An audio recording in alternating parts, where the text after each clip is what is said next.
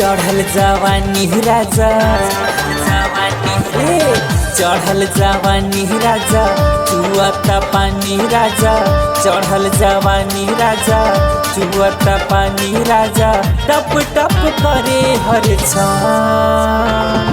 लहंगवाए राजा हो जाता लसन लहंगवाए राजा हो जाता लसन।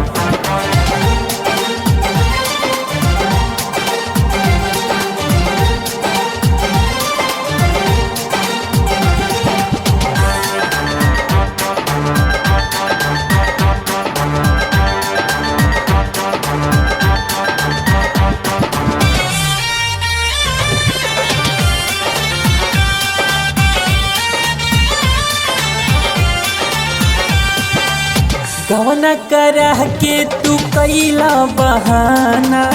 जाके तू बस गईला सैया लोधियाना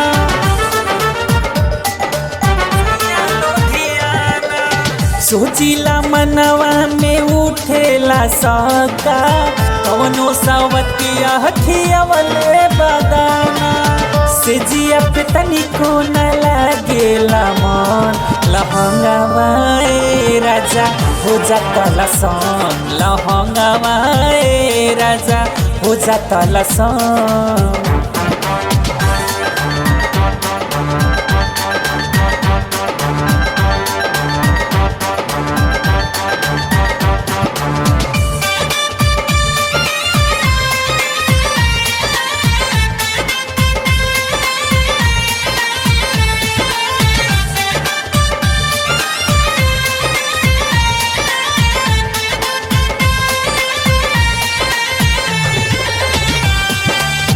कहला कि राकेश से जाइब बता के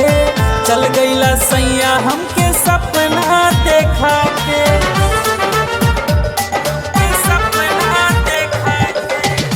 ये खराब तोहर आदत आजाद हो दे देला सजा रह जाई कवना नाते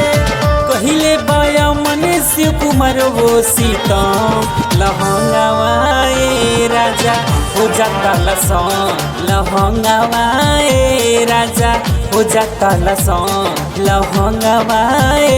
राजा हो जाता लसन।